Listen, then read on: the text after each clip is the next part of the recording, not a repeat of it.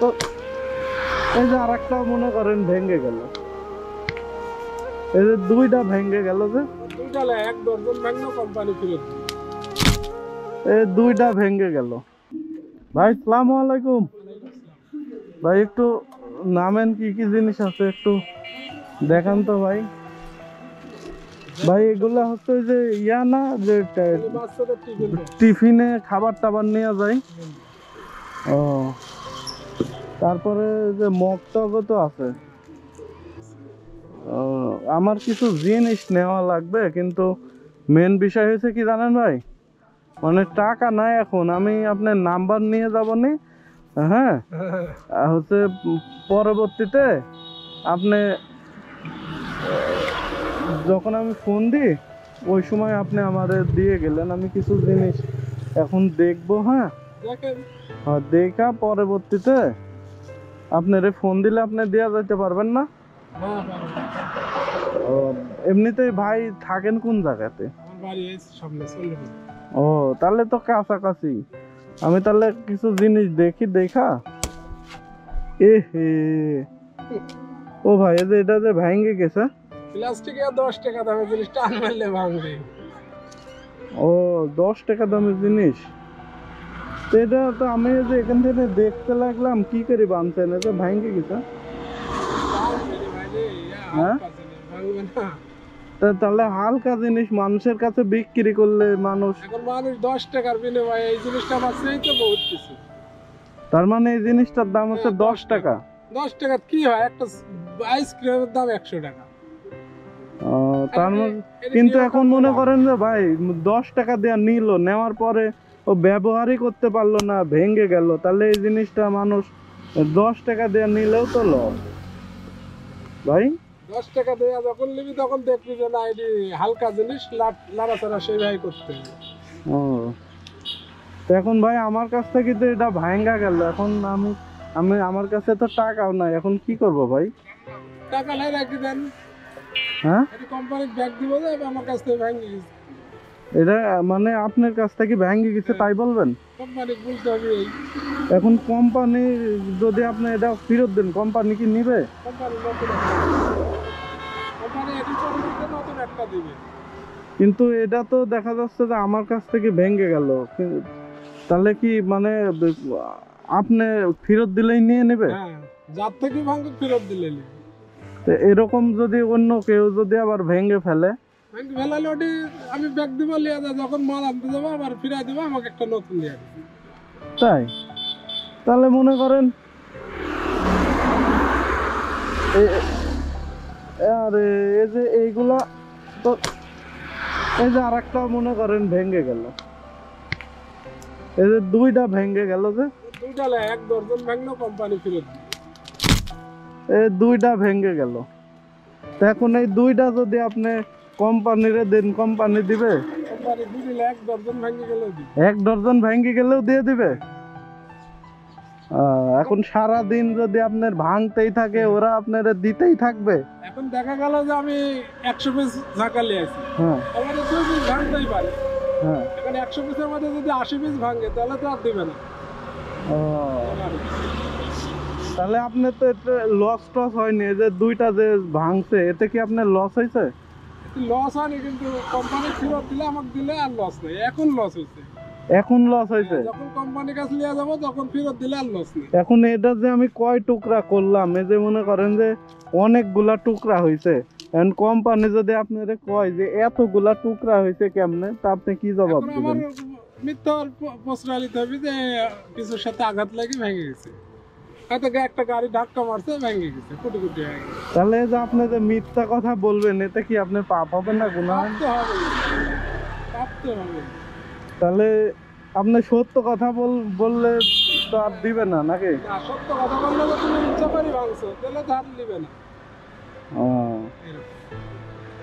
তাহলে ভাই এই যে আপনার জিনিসটা ভাঙলাম, কিন্তু আপনি আমার কাছে টাকা দাবি না করি আপনি বললেন যে কোম্পানিরে ফেরত দিয়া আপনি হ্যাঁ, আবার ঘুরত নেবেন।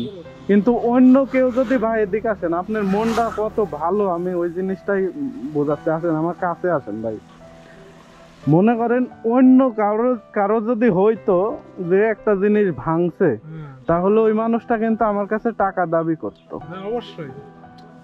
কিন্তু আপনি আমারে বললেন যে এটা ভাঙছে, এটা কোম্পানির ফেরত দিয়ে আপনি আবার জিনিস নিয়ে আসবেন, আমার কাছে আপনি 1 টাকাও দাবি করেন নাই। না। এটার কারণ কি বলেন? এটা কারণ হচ্ছে ব্যবহারে সবকিছু লেনদেন হয়। হ্যাঁ এই আমি গ্রামে গেলে যতই ফেরিওয়ালা থাকে আমার থেকে ছাড়া জিনিস লাগে, এই আমি হাফ বেলা বেশি আসি 5,000 6,000 কেজি, অন্য ফেরিওয়ালারা সারাদিনেও 2,000 বেচতে হয়, বুঝছেন? হ্যাঁ হ্যাঁ এখন একটা মহিলা মানুষ আসি 10টা দেখতে দেখতে একটা ভাঙেই যেতে পারে, হুম এখন তার থেকে 40 টাকা নেওয়া যাবে? তার কথা ভাঙছে ভাঙছে আবার ভাঙছে, আপনি আর একটা দেখি না, এরকম। ও আচ্ছা, মানে আপনি সবাইরে এইভাবে হ্যাঁ। ছাড় দিচ্ছেন? হ্যাঁ অবশ্যই। তো আমি তো ইচ্ছা করেই ভাঙলাম। ইচ্ছা করে এখন মনে করেন এবার টিপলে হয়তো ইচ্ছা করে ভাঙলে তাও ছাড় আছে, যেহেতু আমি ফেরত পাবো, কোম্পানি কাজ দিলে আমি ফেরত পাবো, তাহলে আপনার সাথে আমি 2 কথা তর্ক করে লাভ কি? কিন্তু অন্য কেউ হইলে তো আমারে মারতো, বলতো যে আগে টাকা দিয়া তারপরে যাও। সবার মূল মানসিকতা ভাই এক না তো, পৃথিবীর সবাই সমান না তো, পৃথিবীর কত মানুষ আছে ভালো, কত আছে খারাপ। এখন ভাই আপনার এই যে 2টা জিনিস ভাঙছে, এই 2টা জিনিস আপনার ফেরত দিতে হলে মিথ্যা কথা বলা লাগবে অবশ্যই কোম্পানিতে। বলবো। আমার কাছে টাকা আছে ভাই, আমি এমনি বলছি যে আমার কাছে টাকা নাই, দেখতে আসছি, আমার কাছে টাকা আছে, আমি আপনার যাতে মিথ্যা কথা না বলা লাগে কোম্পানির কাছে যায়, এই জন্য আপনার আমি এটা দিচ্ছি। না এটা নিব না ভাই। না এটা এটা কেন দিচ্ছি যে মনে করেন যে কেউ যদি আবার আইসা ভাঙে, তো আবার মনে করেন কোম্পানির কাছে যায় মিথ্যা কথা বলা লাগবে, যাতে এটা না বলা লাগে, এই জন্য এটা দিচ্ছি। না টাকা লাগবে না। হ্যাঁ রাখেন, সমস্যা নাই, আমি তো আপনার ছোট ভাইয়ের মতোই। না না টাকা লাগবে না ভাই। হ্যাঁ রাখেন ভাই, আমার কাছ থেকে একটা 2টা জিনিস আমি ইচ্ছা করি। ভাঙছে, এটা কোনো ব্যাপার না। না এটা তো আবার আপনার কোম্পানির কাছে মিথ্যা কথা বইলা ফেরত দেওয়া লাগবে, মিথ্যা কথা যাতে না বলা লাগে, এই জন্য এটা দিচ্ছি। রাখেন, আরে রাখেন, সমস্যা নাই ভাই।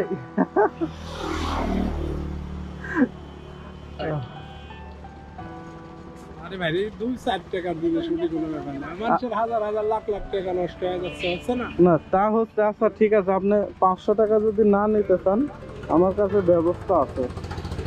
1 টাকা লাগবে না, এটা রাখেন টাকা লাগবে না ভাই, আপনি 500 টাকা নিতে চান নাই, ভালো কথা, এটা রাখতেই হবে আপনাদের, আপনার ওটাও আমি এটা দেবো। রাখতেই হবে ভাই। আপনি যদি দেন আমাকে 20 টাকা দিতে হবে, ওর উপর আমি নেব না।